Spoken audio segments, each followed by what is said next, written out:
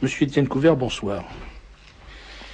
Étienne Couvert, vous êtes écrivain, vous êtes un spécialiste, vous êtes devenu un spécialiste de la gnose que vous étudiez depuis maintenant combien de temps? Depuis une trentaine d'années, oui, depuis ma jeunesse, quoi. Effectivement, ça commence à compter un petit peu. Et vous avez publié 3 livres, successivement. Le 3e vient de paraître chez Chiré-en-Montreuil. 3 livres qui s'appellent globalement De la gnose à l'œcuménisme, et dont les titres respectifs sont De la gnose à l'œcuménisme, tome 1, La gnose contre la foi, tome 2, et La gnose universelle, tome 3. Alors, vous présentez dans le tome 3, vous présentez le tome 3 en établissant un lien entre la gnose et le Nouvel Âge, ou le New Age. C'est ça. Ça intéresse beaucoup. Je sais que c'est un sujet qui passionne nos auditeurs, et on va donc en parler, mais la première question, c'est pour ceux qui ne sont pas ferrés sur... c'est joli ce que je viens de faire. Tiens, oui, c'est très joli ça. Qu'est-ce que c'est que la gnose? Comment on dirait que vous avez mis 3 livres à répondre, voilà. Et que je vous demande de répondre en 3 mots. Si les personnes qui veulent connaître la gnose me posaient la question, je leur dirais lisez mes 3 livres et vous seriez parfaitement bien renseignés dessus. Hein? Qu'est-ce qu'il faut dire pour la gnose d'une manière générale? Que la gnose veut dire connaissance. Nous avons en tant qu'hommes ordinaires une connaissance naturelle de Dieu. Les gnostiques donnent au mot gnose un sens tout à fait particulier, d'une connaissance de Dieu par l'intérieur, d'une connaissance de Dieu qui vous identifie à lui, d'une espèce d'intuition qui fait que nous nous disons divins par cette connaissance-là. Donc c'est plus une connaissance naturelle de Dieu qui maintient la distinction entre l'homme qui connaît et Dieu, objet de connaissance, mais c'est une fusion de l'homme en Dieu. Donc cette connaissance nous divinise. C'est un peu ce que nous disent les prêtres conciliaires maintenant, qui nous disent Dieu s'est fait homme pour que l'homme devienne Dieu. L'homme devienne Dieu, c'est ça, oui. Alors, est-ce que, première question alors technique, est-ce que vous avez trouvé des traces de l'entreprise gnostique dans le concile? Ce serait plutôt, ce serait pas une question première, ça serait la dernière question à poser, si vous voulez. Au fil des recherches, on aboutit aussi au concile, bien sûr. L'identification de l'homme avec Dieu, le culte de l'homme divinisé avec un H majuscule, je trouve à toutes les pages de partout. Même au concile, alors, vous voyez. On va y revenir, mais oui. Vous nous avez dit ce qu'était la gnose d'une façon très simplette, oui. Rapide, succincte, évidemment, oui. succincte. D'accord. Maintenant, ce qui nous permettrait de mieux comprendre, c'est peut-être que vous nous disiez quelles sont les différentes manifestations de la gnose. Quelle est la méthodologie de la gnose? Quand j'étais jeune professeur, je m'intéressais aux découvertes archéologiques, c'est-à-dire dans les années 1950 et quelques, vous voyez. Et à cette époque-là, il y a eu 3 sortes de manuscrits qui ont été découverts, qui ont été publiés, traduits et commentés. Il y avait d'abord les manuscrits gnostiques d'Égypte. Les manuscrits gnostiques d'Égypte ont été découverts en 1947 en Thébaïde, en fait à Nag Hammadi, et ces manuscrits comprenaient une bibliothèque complète des gnostiques de l'époque, ceux qui ont été dénoncés par saint Irénée. L'époque, c'est-à-dire? C'est le 3e siècle après Jésus-Christ. Vous voyez. Pour la première fois, on avait les textes même authentiques des gnostiques qu'on ne connaissait pas auparavant. Et c'est parce que j'ai lu ces textes, commentés par Jean Dorès, traduits, publiés, commentés par lui, que j'ai commencé à comprendre la gnose. Avant, je la connaissais pas. Et au point de départ, si vous voulez, c'était une pure curiosité intellectuelle. Voyez. Et il est apparu que lorsque on lit l'évangile de Thomas et d'autres ouvrages gnostiques de cette époque-là, on a le sentiment d'entendre des auteurs actuels. Vous voyez, par exemple, d'entendre Fénelon, d'entendre Victor Hugo, d'entendre Baudelaire, d'entendre Teilhard de Chardin, vous voyez. Et puis en remontant plus haut, on pourrait citer encore d'autres écrivains soi-disant chrétiens qui en fait ne font que répéter les formules gnostiques. Dans mes 3 livres, j'ai passé mon temps à redire un tel et un tel. Ils sont gnostiques parce qu'ils ont lu telle œuvre, parce qu'ils ont derrière eux même les textes gnostiques des premiers siècles. J'ai trouvé par exemple dans Joseph de Maistre des passages entiers de l'évangile de Thomas qui a été découvert en 47 et pas avant et qui n'était pas connu auparavant. Or lui, il le connaissait. Alors comment le connaissait-il? Voilà, comment le connaissait-il? Parce qu'il avait lu les mêmes textes dans un auteur soi-disant chrétien du IIIe siècle qui s'appelle Clément d'Alexandrie. On dit 2e, 3e siècle. Clément d'Alexandrie, qui était donc le gnostique de l'époque, qui possédait cet évangile de Thomas et qui en avait écrit des pages entières dans ses ouvrages. Alors, vous nous dites, on a découvert, le premier manuscrit qu'on a découvert, donc ce sont les manuscrits gnostiques du IIIe siècle. Oui. Ensuite, on a découvert l'évangile de Thomas, ou Oui, c'est le prétendu évangile de parmi Thomas. ceux-là, oui, le prétendu évangile de Thomas, oui. Qui est un recueil des paroles du logos. Des logos du Christ, oui. Des logias du Christ. Des logias, c'est ça. Bon, alors, ce qui est très intéressant d'ailleurs et très redoutable, parce que s'y mélange des propos d'une parfaite orthodoxie, absolument, et des propos hétérodoxes, tout à fait hétérodoxes. Voilà. Et alors on est amené par la lecture, si on n'exerce pas sa capacité de discernement si on n'exerce pas sa méfiance, on est amené, et ça c'est absolument typique, vous le dites d'ailleurs, de l'attitude gnostique, enfin de la démarche gnostique, on est amené à évacuer tout sens critique. Et on prend tout ce qui est dit, et on retrouve ça dans les comportements confusionnistes de notre époque. Bien sûr. À partir du moment où on l'a dit à la télé, c'est bon.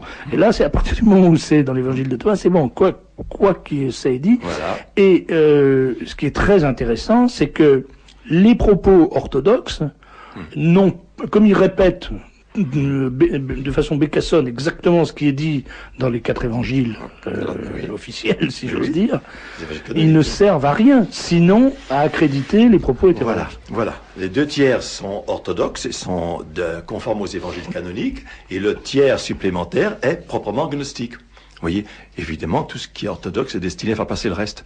C'est propre à tous les gnostiques, ça, d'avoir une attitude, un langage qui est apparemment très chrétien, et donc qui attire les chrétiens, et puis d'y introduire progressivement à l'intérieur les formules gnostiques. Alors ça, on le retrouve d'une façon caricaturale dans comment dire, philosophies du New Age, avec la mûre. Voilà. Tout tourne autour de la mûre c'est tout, et on sent très bien que c'est une espèce de grand sac dans lequel on met absolument n'importe quoi, et qui sert à couvrir, à camoufler, et à faire passer. Et à faire passer tout, à faire tout avaler au nom de la mûre. Voilà. Bon, alors donc au nom du christianisme, on fait passer une doctrine qui n'a que l'apparence du christianisme par le vocabulaire, mais qui en est la contradiction la plus radicale. Le 3e manuscrit dont les manuscrits. Alors après ça, moi je m'étais intéressé beaucoup aux manuscrits de la Mer Morte. Oui. Mais cela on en a beaucoup parlé. J'ai pratiquement tout lu, les livres et les articles de revue, la plume à la main, comme je fais toujours, à cette époque-là. J'ai tout lu, j'ai tout noté. Vous voyez, les manuscrits de la Mer Morte avaient cet avantage particulier, comme ils venaient de ce lieu dit Qumran, avaient cet avantage particulier de permettre de réactualiser, relancer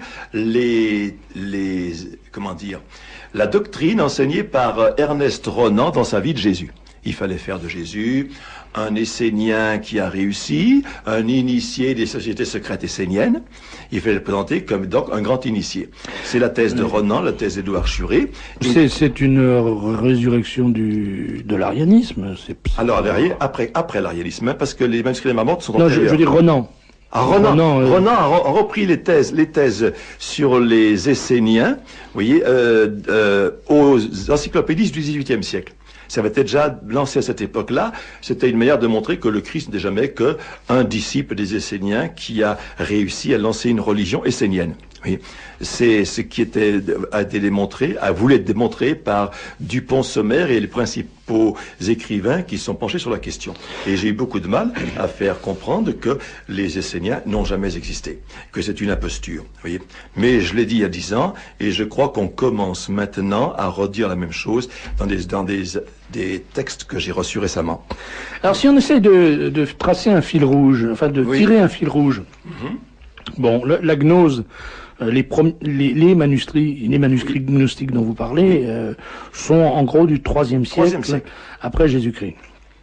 Ensuite, quels sont les points de repère, les manifestations dans l'histoire de la pensée occidentale de la gnose? De la gnose. Alors, vous voyez, d'abord, vous avez eu dans ces sectes gnostiques d'Égypte, vous avez les manichéens, qui est la plus grande église gnostique, celle qui s'est répandue dans le reste du monde, oui, et qui a donné naissance au bouddhisme au IIIe siècle. À propos des manichéens, un instant, il y a un livre passionnant à lire. Bon, il faut pas plonger dedans, je veux dire, il faut pas couper dans tout ce qui est dit, parce que c'est un livre qui est très très favorable à Mani, le fondateur du manichéisme. Mais c'est le livre d'Amin Malouf. Oui, c'est romancé. Hein. Oui, c'est très romancé, bien sûr. Et c'est une façon extrêmement facile d'aborder, parce que le manichéisme, en réalité, personne, ou très peu de gens en Europe savent ce que c'est. En France, on a l'impression que le manichéisme, consiste à dire il n'y a que du bon et du mauvais. Bon, la moins qu'on puisse dire, c'est un peu limité quand même. Voilà. Alors, mais ça, c'est la notion de manichéisme. Oui, l'idée manichéenne. On est manichéen parce qu'on voit que le bon d'un côté et le mauvais de l'autre. Ça n'a rien à voir avec le vrai manichéisme. Hein. Maintenant, on connaît bien les documents manichéens parce qu'on les a retrouvés entre les deux guerres en Asie centrale, dans les monastères bouddhistes. À Tourfan en particulier, on a retrouvé toute une bibliothèque de manuscrits manichéens. Oui, et maintenant on les connaît très bien. Ils ont été traduits, ils ont été commentés, et j'ai tout lu, tous ces commentaires, toutes ces traductions, bien sûr. Or, le manichéisme est passionnant parce que c'est vraiment le contraire de l'enseignement chrétien. Par exemple, Mani enseigne que Yahweh, le Dieu créateur, c'est Satan. Voyez, il le dit carrément. Voyez, et Saint Augustin, qui s'opposait aux manichéens lorsqu'il a quitté le manichéisme, se moquait de la thèse de Mani. Voyez, qu'est-ce qu'il dit, Mani? Le serpent de la Genèse, celui qui enseignait à Adam et Ève qu'ils seraient comme des dieux, iritis sicut Dei, le serpent de la Genèse, c'est le Christ. Il a identifié le serpent de la Genèse au Christ et le Dieu créateur Yahvé à Lucifer, au démon, à Satan. Donc il a renversé complètement l'économie chrétienne. Il faut dire aussi qu'il y a dans la manipulation, si j'ose dire, des images, oui. Il y a un risque. On comprend pourquoi l'Église catholique a si longtemps été très réservée sur le libre accès aux livres sacrés et a longtemps dit si vous devez lire ça, vous devez lire sous contrôle d'un clerc et à la lumière de l'enseignement de l'Église, parce que c'est vrai que dans l'Évangile il est dit que lorsque je serai élevé comme le serpent d'airain, donc le Christ lui-même dans ses propos s'assimile au serpent d'airain qui est élevé par les Hébreux dans le désert. Et moi je peux témoigner que c'était quelque chose qui m'avait extraordinairement troublé quand j'ai lu ça la première fois. Je me dis, mais qu'est-ce que ça veut dire? Et on comprend très bien que les gnostiques jouent ce jeu de la confusion. Identifier le Christ au serpent, c'est sûr, hein, et en faire donc le grand maître initié de toutes les sectes ésotériques. Oui, c'est le thème du livre d'Édouard Churet, Les Grands Initiés, qui fait que reprendre d'ailleurs les thèses de Renan. Alors c'est très intéressant d'ajouter que le Saint-Père, il n'y a pas très très longtemps, était allé en Afrique et avait rendu une espèce de salut fraternel ou de coup de chapeau ou de coup de tiare amical à une tribu africaine, une secte africaine qui célébrait le culte du serpent. Et là, ça avait choqué énormément. Je comprends. C'est d'autant plus choquant que ça entretient cette espèce de confusion. On voit bien qu'il y a là-dedans, c'est pas gratuit des choses comme ça. On a l'impression que c'est un peu poisseux tout ça.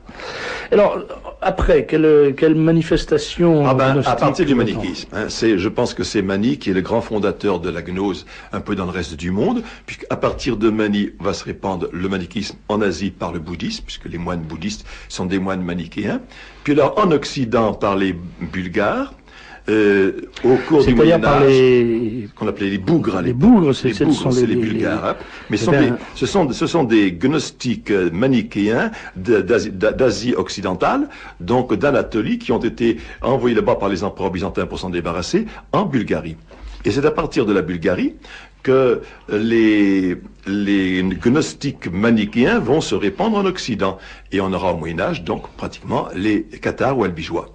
Tout le problème des cathares et c'était la première tentative de pénétration de la gnose manichéenne en Occident à travers le Moyen-Âge. Voyez. Et l'Église a lutté énergiquement la contre parce que c'était la fin de la civilisation chrétienne.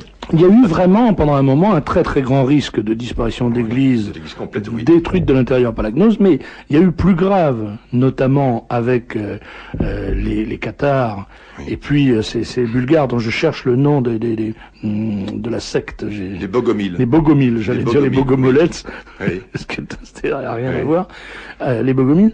Il y a eu un grand risque de disparition de l'espèce humaine. Voilà, Car c'était des gens ils refusent la création. qui refusaient la Ils refusent la procréation. procréation, puisque la procréation est une participation à la création de Dieu. Et qu'il y avait Donc, dans le serpent, il c'est faut vrai. supprimer la création. C'est sûr. Ah oui, alors ça là, dans le thème général de la gnose, parce que je peux pas tout dire en même temps, dans le thème général de la gnose, c'est qu'il ne faut surtout pas procréer des enfants, puisque procréer un être humain, c'est enfermer une parcelle de l'âme divine du monde dans une parcelle de corps matériel qui va la rendre malheureuse et déficiente. Et Est-ce donc que il vous- faut se débarrasser de son corps, donc par le suicide. Le mot suicide est généralisé aujourd'hui. Chez les cathares du Moyen-Âge, le suicide était pratiqué. C'est ce qu'on appelle l'endura. Vous voyez, on reçoit le consolamatum qui est le seul et unique sacrement qui vous divinise, puis après, par l'endura, on se suicide. On se laisse mourir. Mais il n'est pas question, bien sûr, de donner naissance à des enfants. Est-ce que vous avez réfléchi aux aspects psychologiques de cet engouement pour la gnose, parce que c'est quand même tout à fait étonnant qu'une population primitive arrive à se prendre de passion pour une attitude philosophique qui est aussi terrible. Oui. Alors, d'une part, quelle est l'origine psychologique, quelle est la racine psychologique de cet engouement, et d'autre part, quel est le mécanisme de diffusion de cette, on peut même pas parler d'hérésie, de cette contre-église en quelque sorte. Ah, si, comme le disent les gnostiques, le chrétien peut obtenir le salut de son âme éternelle immédiatement et sans effort, voyez, par une simple connaissance, une simple gnose, hein, voyez, c'est beaucoup plus agréable que d'obtenir, si vous voulez, le salut de son âme par l'effort de toute une vie, hein, dans la pratique des vertus chrétiennes, dans la pratique de l'ascèse, la privation, les renoncements, qui sont durs et difficiles. Hein. La difficulté étant là, le plus simple, évidemment, c'est de savoir tout de suite qu'on est déjà divin. Et donc, on n'a plus aucun effort à faire, vous voyez, pour essayer d'imiter ou de devenir juste comme Dieu. Et l'imitation de Jésus-Christ n'a plus de raison d'être dans la gnose, vous voyez. Et alors, à partir du moment où on se sait divin, tout est permis. Puisqu'un être divin est maître de lui, il est maître du bien et du mal, c'est lui qui décide ce qui est bien et mal, ce qui fait que toutes les pulsions instinctives de l'animalité, si vous voulez, sont libérées enfin. Oui. Alors par la suite, bon, on a parlé des cathares, on veut faire peut-être un grand saut, à moins qu'il y ait une... Alors après les cathares... C'est la réforme, non? Alors après les cathares, c'est au temps de la réforme, c'est la Kabbale juive. Le livre du Zohar, les idées manichéennes se sont répandues à travers le livre du Zohar. Vous voyez, les principaux mystiques juifs ont bien reconnu que les thèmes du livre du Zohar, ce qu'on appelle la Kabbale juive, ne font que reprendre les thèmes des premiers gnostiques. Les termes sont différents, mais les idées sont les mêmes. Et mais est-ce que le Zohar, est-ce que la Kabbale juive s'enracine, s'origine, enfin prend son origine dans la Kabbale, ou est-ce que c'est une rencontre entre deux attitudes? C'est une traduction en hébreu, si vous voulez, pour les Juifs du Moyen-Âge, une traduction de la gnose primitive, de celle de Simon le magicien. Mais alors oui. Pourquoi la synagogue n'a-t-elle pas, apparemment elle n'a pas réagi, elle a intégré la Kabbale? Ah, je pense qu'au cours du Moyen-Âge, il y a eu quand même des conflits entre les rabbins qui n'étaient pas du tout kabbalistes, et puis les kabbalistes eux-mêmes qui ont essayé de faire pénétrer dans les milieux, dans les communautés juives du Moyen-Âge. Alors je connais pas très bien le détail, mais j'en ai plusieurs idées déjà, vous voyez.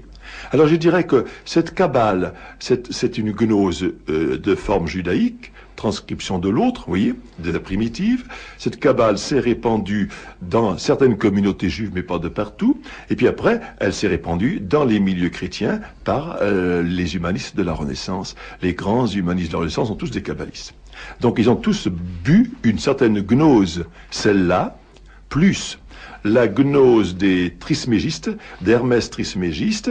Hermès Trismégiste, c'est une forme de la gnose du IIIe siècle après Jésus-Christ. On a trouvé tous les manuscrits d'Hermès Trismégiste que l'on connaissait depuis longtemps déjà dans la bibliothèque gnostique de Nag Hammadi. Vous voyez, donc cette bibliothèque comprenait un certain nombre d'ouvrages gnostiques qu'on ne connaissait pas encore, plus cela.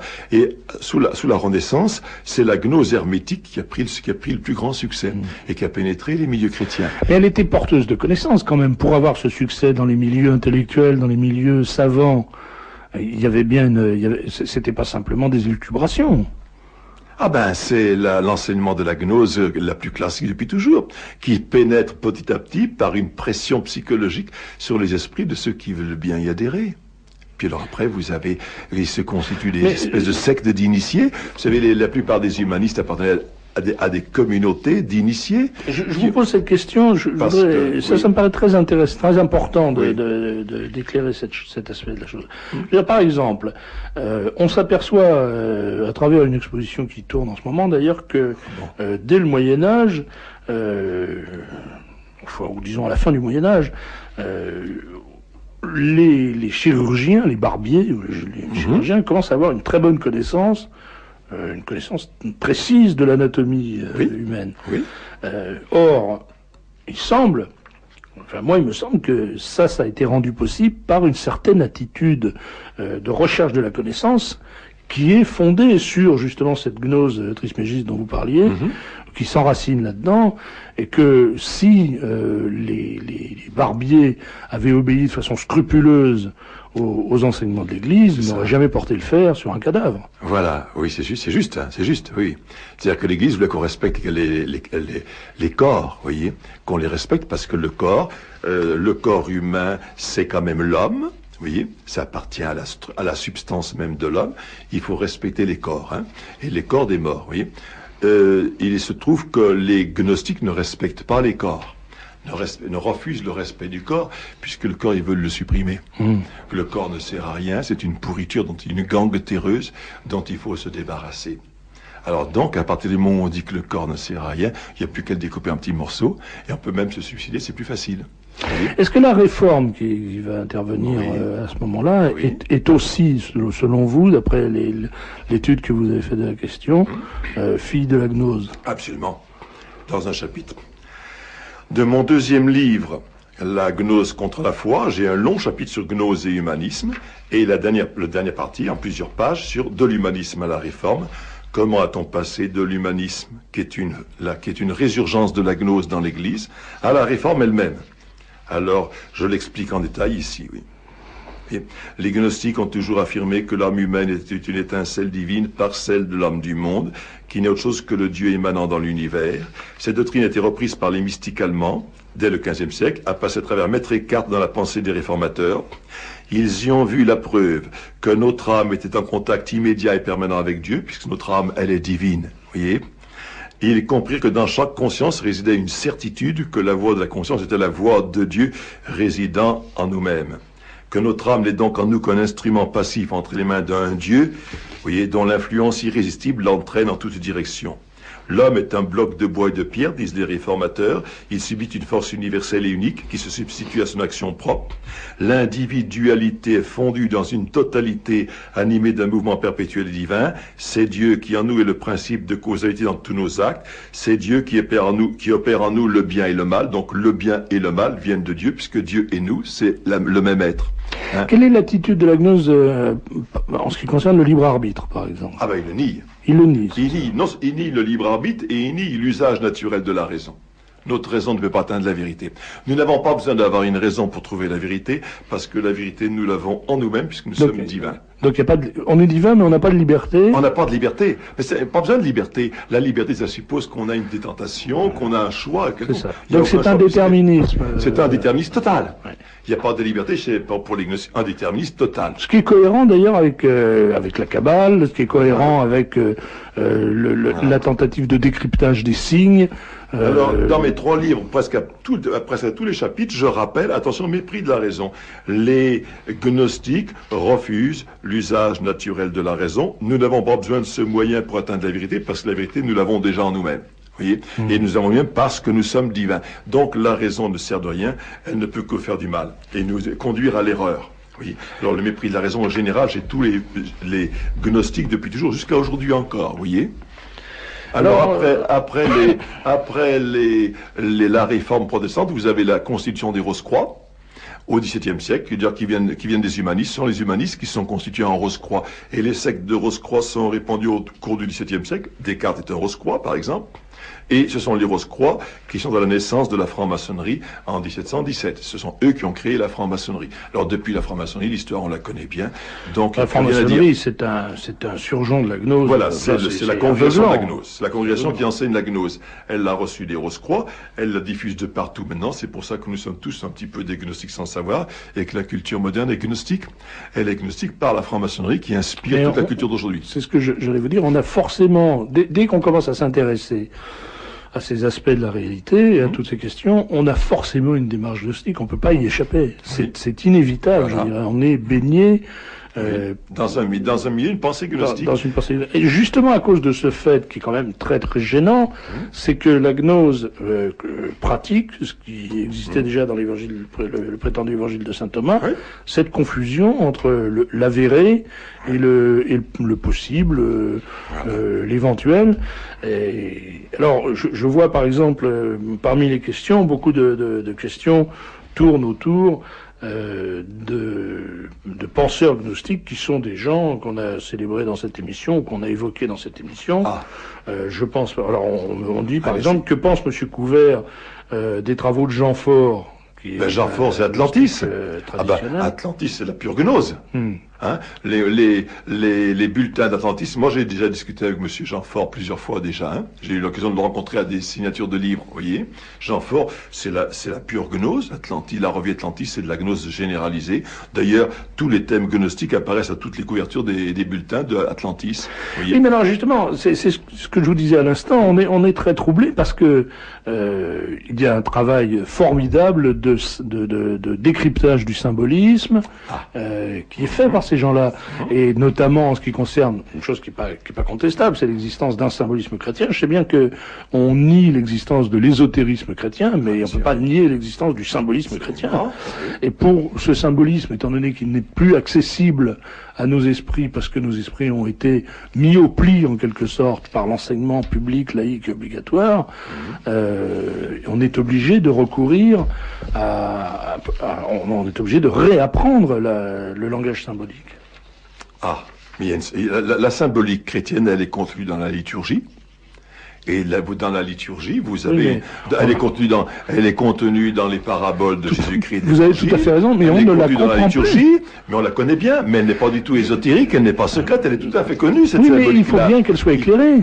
Je vais prendre un exemple tout récent. Je vais prendre un exemple très récent. Dans l'évangile de dimanche dernier, le Christ nous dit il faut que le grain, si le grain ne meurt, il reste seul, etc. Bon, comment voulez-vous qu'un habitant de Sarcelles, un jeune gosse de Sarcelles, qui croit que le poisson se présente sous la forme de petits carrés dorés, ait la moindre idée de ce dont on lui parle? Il est totalement incapable de comprendre la symbolique du grain de blé. Oui, mais la germination. Oui, la germination.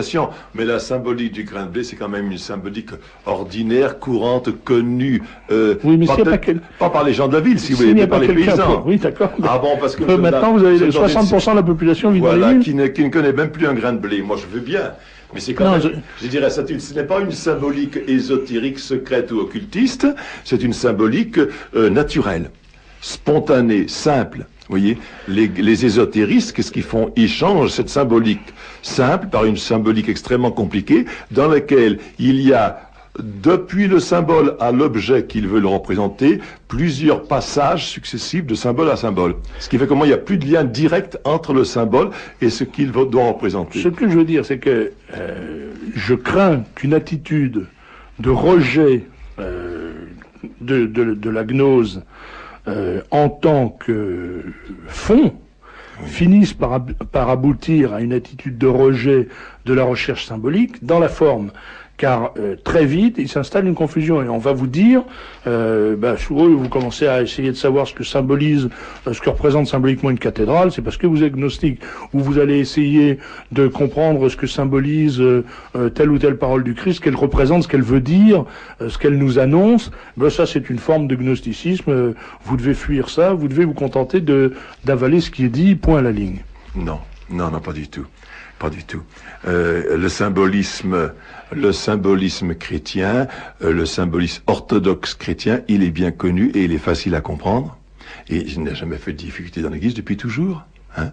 Il y a actuellement une recherche d'un symbolisme extravagant qui n'est plus orthodoxe et qui va faire dévier la pensée vers des thèmes gnostiques ou des termes ésotériques. C'est vrai, M. Couvert, mais vous ne pouvez pas empêcher. Le cas d'Atlantis, je prends le cas d'Atlantis, on va vous conduire dans les cathédrales, hein, et on vous dira, ce sont des gnostiques qui ont fait les cathédrales. Pourquoi?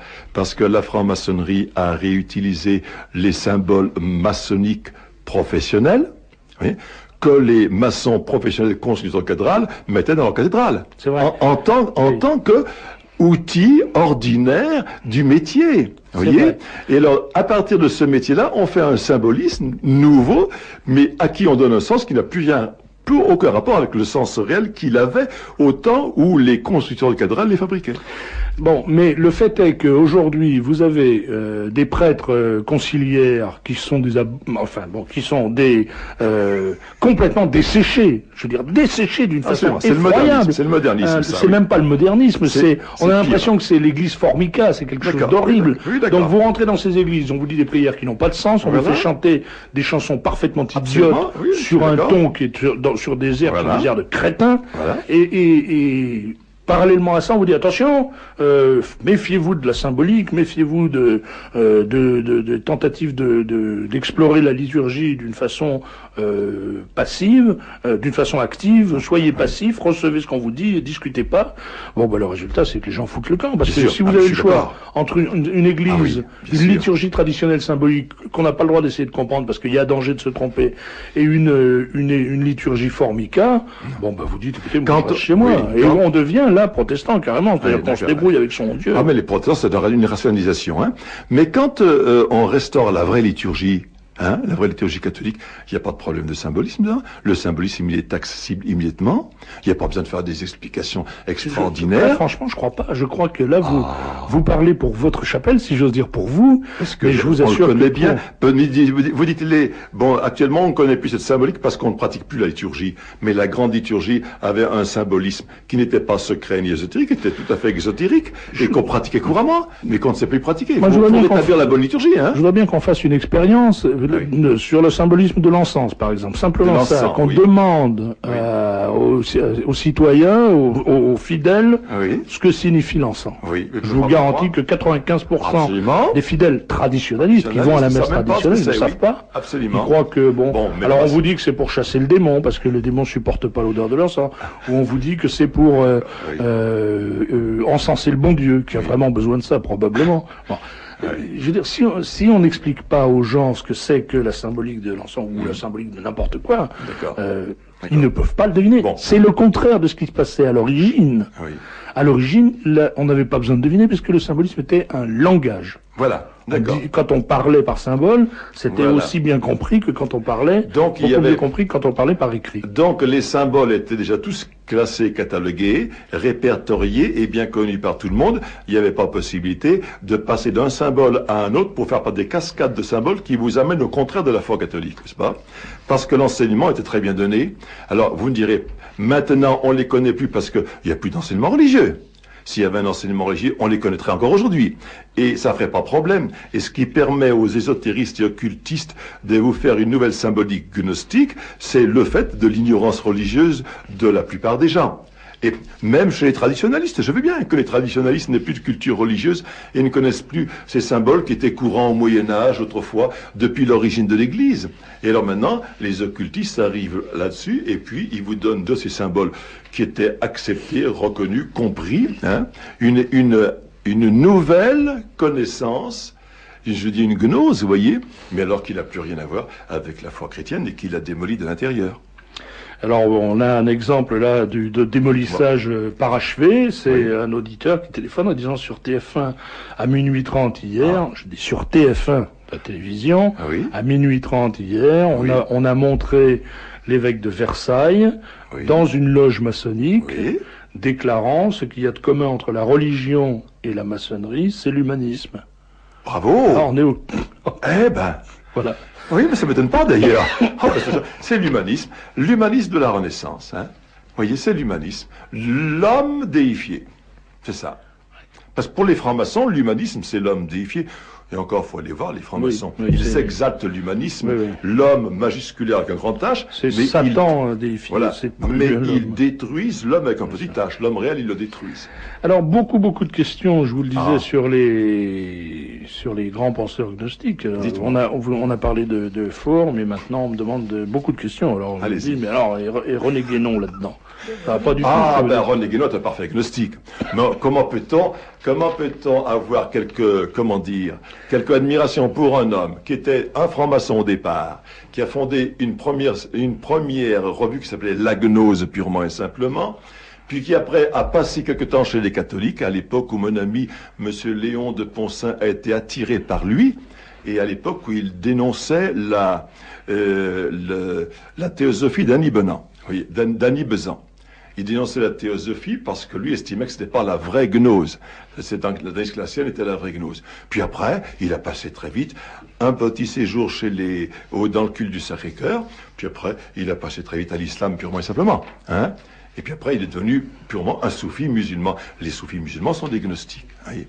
Alors une auditrice n'est pas contente du tout, elle dit si vous aviez lu l'institution chrétienne de Calvin, vous ne pourriez pas soutenir sérieusement que la réforme est née de la gnose, vous vous livrez à un amalgame un peu malhonnête de toutes sortes de courants de pensée humanistes. Alors je peux lui répondre qu'une seule chose, qu'elle reprenne mon chapitre dans la gnose contre la foi, chapitre gnose 2, la gnose et humanisme, où j'explique tout ça en détail.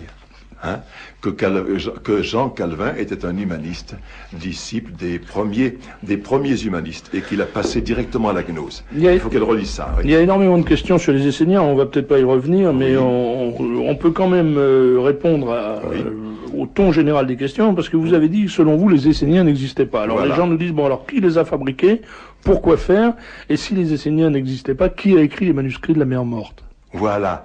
Eh bien, voyez, j'ai soutenu depuis 10 ans, depuis de la gnose à l'écumisme, en 84, j'ai expliqué premièrement que les Esséniens n'ont pas existé, que les manuscrits de la mer morte sont des manuscrits judéo-chrétiens, ils constituent la bibliothèque des Ébionites, vous voyez. Je l'ai soutenu énergiquement, je le soutiens toujours, et voilà brusquement que je vois apparaître. Mois de janvier dernier, une brave dame m'a remis dans ma boîte aux lettres extrait les dossiers d'archéologie, le numéro complet, numéro 189 de janvier 94, tout récent, un chapitre intitulé « L'héritage des pauvres » et signé Martine Rossignol, que je connais pas, voyez, où je vois tenu enfin, au bout de 10 ans, tous les propos que je tenais il y a 10 ans, voyez. Alors, dans les manuscrits de la mer morte, dit le texte, la communauté identifiée comme essénienne par les historiens ne se désigne nulle part elle-même par ce nom. Voilà. Jamais on a vu le mot essénien dans les manuscrits de Qumran. C'est la première chose que j'ai remarquée. On a tout de suite imposé l'idée que les manuscrits de Qumran sont esséniens. Or, ce n'est pas vrai. Il n'est jamais question d'esséniens dans les manuscrits de Qumran. Jamais, jamais, jamais. Et il est question à longueur de page des ébionites. Le mot ébionim est à toutes les pages. Oui. Alors là, il y a quand même un jeu malhonnête qui consiste à faire dire à des textes exactement ce qu'ils ne disent pas. L'auteur dit, dans les manuscrits de la mer morte, la communauté identifiée comme essénienne, mais qui ne l'est pas, par les historiens, ne se désigne nulle part elle-même par ce nom, mais par plusieurs autres. Les saints, les nombreux, les justes, les élus, et surtout aussi, même les pauvres, en hébreu, ébion, pluriel, ébionim. On le retrouve alors l'auteur énumère un certain nombre de textes, il y a à toutes les pages, pratiquement. Ces similitudes sont si frappantes qu'elles ont incité John Lewis Teacher, un érudit anglais, dès 1951, à se demander si la secte de Qumran était judéo-chrétienne. Voyez, il a répondu oui, et je réponds oui. Voyez, et plus loin, nous avons aussi, effectivement, ces judéo-chrétiens, juifs observants, qui révéraient Jésus, sans le considérer comme divin, se sont bien nommés les pauvres. Alors, vous avez des références à Saint Paul, vous voyez, des références au voyage de Saint Paul à travers les différentes communautés chrétiennes où on devait contribuer par des dons réguliers à l'entretien des saints de Jérusalem. Les pauvres, les saints, un autre terme très fréquent chez Saint Paul et dans les Actes des Apôtres pour désigner les disciples. Ce sont les mêmes noms interchangeables que dans les manuscrits. Les pauvres de Jérusalem, dans les textes grecs, sont bien des ébionymes au sens des textes en hébreu de Qumran. Vous voyez, et en somme, si le Nouveau Testament ne mentionne pas les Esséniens, nulle part, on ne connaît les Esséens nulle part, hein, ni l'Ancien ni le Nouveau Testament. Les Esséens sont absolument inconnus, vous voyez, ne serait-ce point parce que la communauté judéo-chrétienne de Jérusalem se désigne elle-même par le vocabulaire interne des gens de Qumran, simplement, vous voyez. Alors, j'avais trouvé ça m'avait frappé que cette Martine Rossignol puisse aujourd'hui dire ce que je dis depuis 10 ans. Et puis alors, mieux même, je vais plus loin. Dans mon dernier livre, La Gnose universelle, j'ai écrit un chapitre Gnose et Islam, dans lequel j'ai expliqué l'origine de l'islam et du Coran. Vous voyez, c'est une origine judéo-chrétienne. Eh bien, cette même personne commence à dire la même chose que moi. Vous voyez, c'est étonnant. Cette étonnante littérature des Ébionites suggère que la communauté de Jérusalem, avant et puis parallèlement au paulinisme, ce qu'elle appelle le paulinisme, c'est la grande église chrétienne, tout simplement, vous voyez, représentait un courant de judaïsme doublement marginal, celui des pauvres et des saints, révérant Jésus, tout en ne croyant pas que la nature de Jésus eût été divine. Cette communauté n'a pas eu de descendance dans l'orthodoxie chrétienne, qui a suivi saint Paul, dit l'auteur, mais les Ébionites pourraient en avoir une en Arabie, où l'islam a fait de Mahomet un prophète dans la lignée d'Adam, Moïse et Jésus. Selon Corbin, il est possible, même probable, il est certain même, ce que j'ai pensé, mais ça, hein, comme le suggère l'histoire antérieure, qu'est persisté en Orient, en Transjordanie, en Arabie, des communautés descendantes des judéo-chrétiens de Jacques, Saint Jacques le Mineur, le premier évêque de Jérusalem, croyant en Jésus seulement prophète. En effet, la tradition rapporte que ceux-ci se sont réfugiés à Pella en Transjordanie, une ville de source abondante, peu avant le désastre de 70, si bien que l'expansion fulgurante de l'islam, quelques siècles plus tard, se comprend mieux sur un tel substrat. C'est très intéressant de noter ça, que l'islam ne a pu se répandre en quelques années dans tout l'Orient que parce qu'il y avait une communauté antérieure porteuse d'islam. Et c'était la communauté judéo-chrétienne. Je suis en train de faire une étude sur les judéo-chrétiens depuis Qumran jusqu'aux origines de l'islam, qui est très avancée déjà. Je pense la rédiger cet été et je ferai un chapitre là-dessus que je publierai à ce moment-là. Étienne Couvert, merci. Je crois qu'on peut, évidemment, en 3 quarts d'heure, on exclut totalement d'aborder même la question de la gnose, mais bon, on a tourné autour. La meilleure solution, c'est de lire vos livres, parce qu'ils sont clairs et lumineux. Oui. Je répète pour la 76 millième fois, et je pourrai le répéter encore 100 000 fois si on veut, parce que des gens me disent, mais comment pouvez-vous recevoir Étienne Couvert? Vous avez reçu Jean Faure, vous avez reçu Christophe Levallois. Eh ben, je reçois des gens qui ont des choses à dire, des choses intéressantes à dire. Voilà. Je suis pas moi un crible, je suis pas un tamis. Voilà. Je reçois les gens qui ont des choses à dire, et c'est vous, avec votre cerveau, qui choisissez ce qui vous intéresse. Ça me paraît une attitude qui est fondée sur le libre arbitre, justement. Bien sûr. Ultime question 2. Beaucoup de gens nous parlent de Jean Borella et demandent ce que vous en pensez. Ah ben avec mon ami Monsieur Vaquier, qui est mort depuis, on a fait sur Jean Borella une étude complète et définitive sur sa pensée. Moi-même, j'ai mis dans mon 2e livre, La gnose contre la foi, chapitre 6e, La gnose parmi nous, qui est une étude philosophique et théologique religieuse sur la pensée de Monsieur Borella. En 30 pages, j'ai décortiqué le livre La charité profanée de M. Borella sur le plan philosophique, vous voyez, et j'attends toujours une réponse de M. Borella que je n'ai jamais eue. Alors, qu'est-ce que la gnose de Princeton? Oh, j'en parle pas. Ça n'a rien à voir. Bon. J'en parle pas. Et puis, une auditrice qui est en même temps une bénévole du Libre Journal, donc je la salue tout particulièrement. Vous savez que le Libre Journal de la France courtoise fait appel à des bénévoles qui viennent nous donner un coup de main. Bien sûr. Et alors elle pose une question sur un livre qui s'appelle Le Roi capétien de Henri Montaigu, Introduction à la culture symbolique de l'histoire de France. Est-ce que vous connaissez? Je connais pas du tout. Bon, on va s'intéresser à ce livre parce que moi, ça me plaît bien. Merci Étienne Couvert. Je rappelle que vous venez de publier... un auditeur vous prie d'insister sur le fait que Bouddha n'est pas né avant le Christ et que je crois que... Enfin, si on ne sait pas ça, ça devient difficile de s'intéresser. Je l'ai expliqué en détail dans mon chapitre Gnose et bouddhisme. Voilà. Je crois que les preuves sont tellement énormes qu'on ne peut plus les rejeter. Voyez. Oui, je pense que c'est très clair et que c'est extrêmement si on n'accepte pas cette évidence, le débat est exclu parce qu'il n'est pas sérieux. Absolument, il n'est pas sérieux, absolument. Voilà. À propos des Esséniens, on trouve chez Racine ceci: il y a parmi les Juifs différentes sectes. La première, celle des pharisiens, la deuxième, celle des sadducéens, et la troisième, la plus austère, celle des Esséniens. Voilà. Nous dit un auditeur. Voilà. Alors là, si je voulais parler de ce qu'on a appelé les Esséniens, il faudrait que je parle de Philon d'Alexandrie, Oui. il faudrait que je parle de Pline l'Ancien, et il faudrait que je parle de Flavius Joseph. Ce sont les trois seules personnes qui ont parlé d'Esséniens, hein, au cours du 1er siècle après Jésus-Christ. Il n'y a que ces trois personnes-là. Voyez, si je voulais dire en détail les choses, je dirais seulement que ces gens-là ont décrit sous le nom d'Esséniens, qui veut dire chez eux les saints, ils ont décrit la première communauté chrétienne de Jérusalem tout simplement. Et je peux le démontrer.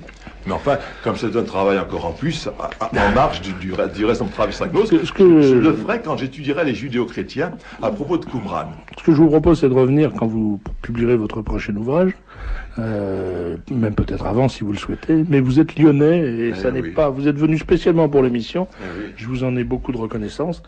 Et j'invite les lecteurs à lire vos trois livres. Est-ce qu'on peut rappeler les titres? Alors, on va rappeler les titres. Ça s'appelle De la gnose à l'œcuménisme, la gnose contre la foi, et le troisième, la gnose universelle, universelle. Édition de Chiré, diffusion de la pensée française. Chiré, on vous dit, Philippe, écoutez au lieu d'interroger l'éditeur. S'il vous plaît. Comment? Chiré en Montreuil. Chiré en Montreuil. Ah, les prix.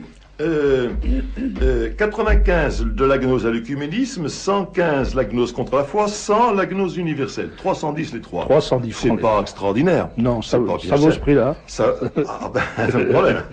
Bien sûr. Merci, monsieur Couvert, et j'espère vous revoir bientôt à ce micro et vous réentendre à ce micro parce que c'est tout à fait passionnant. Je suis pas d'accord avec tout, mais quand même, c'est bien, c'est intéressant.